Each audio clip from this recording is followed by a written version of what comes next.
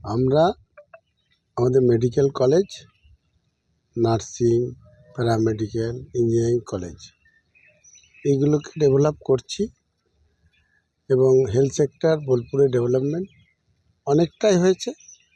আগামী দিনে আমাদের যেটা ভাবনা, স্পেশালাইজেশনগুলো তো চালু হবে, পিজি হচ্ছে, আর ডিজিটাল ইউনিভার্সিটি আমরা করছি।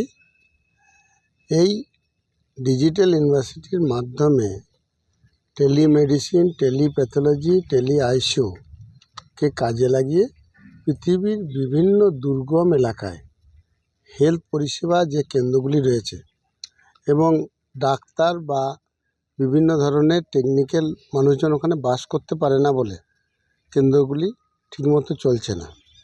তো প্রযুক্তিকে কাজে লাগিয়ে, টেলি সিস্টেমকে কাজে লাগিয়ে আমরা যে এই স্কিল ম্যানপাওয়ার তৈরি করছি সেগুলোকে ওখানে রেখে এখান থেকেই ডাক্তার বা নার্স দিয়ে পরিচালনা করতে চাইছি। ওয়ার্ল্ডে এই প্রযুক্তি যতটা ইমপ্লিমেন্ট হয়েছে, আমরা 2024-এর মধ্যেই আমাদের মেডিকেল কলেজে সেটা ইমপ্লিমেন্ট করব। আর যেটা করা যায় নাই, ডাক্তারবাবু বা ইঞ্জিনিয়াররা ভাবছেন করা যাবে, রিসার্চের মধ্য দিয়ে তেনারা ইমপ্লিমেন্ট করবেন। এবার এই সমস্ত মানুষজন বোলপুরে এসে থাকবেন, থাকতে গেলে ওনাদের বাস করা উপযোগী আধুনিক পরিকাঠামো লাগবে।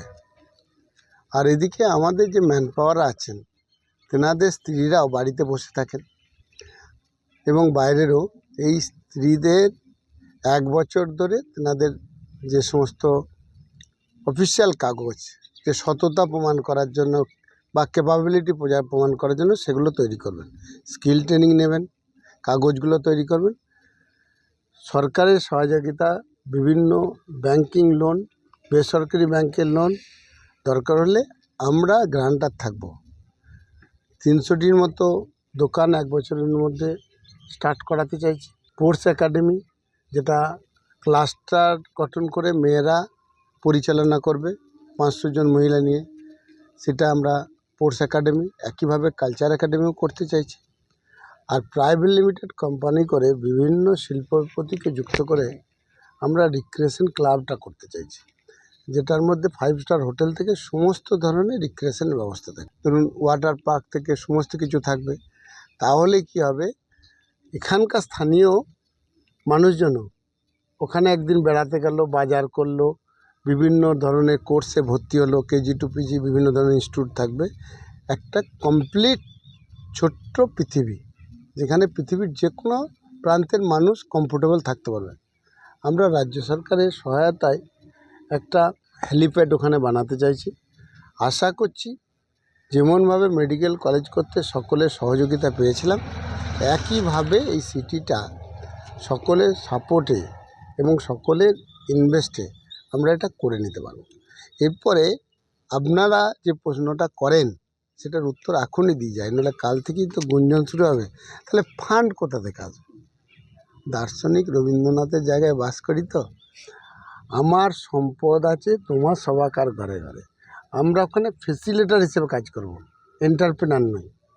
রাজ্য সরকারের সহায়তায় ব্যাংকিং লোনে এই মহিলারা এন্টারপ্রেনার। দরকার হলে আমরা গ্রান্টার থাকবো, আমরা ওখানে কোনো ফিনান্স ইনভেস্ট করব না, সে ক্যাপাবিলিটি আমাদের নাই। কিন্তু আমাদের এই ধরনের লোকদের এখানে থাকতে হবে। সেই জন্যে এই পরিবেশটা গঠন করার জন্য আমরা ফেসিলিটার হিসেবে, আমি চাইবো আপনাদের ফ্যামিলিরাও এখানে এন্টারপ্রেনার হিসেবে থাকুক। একটা বিদেশের এই কালচারটা নিন যে আপনি যা করছেন করুন, স্ত্রী একটা এস্টাবলিশড হোক। কারণ স্ত্রী ছেলেটা করেছে, ছেলেটা মানুষ করেছে, ছেলেটাকে ইয়ে করছে, ছেলের জন্যে ওটা এন্টারপ্রেনারের একটা জায়গা হোক। মেয়েদের ওপর এত গুরুত্ব দেখুন, মহিলারা কঠিন ডিসিশন নিতে পারে যে আমরা ছেলে ধারণ করব, এটা লালন পালন করব, এই স্কিল নিতে পারে।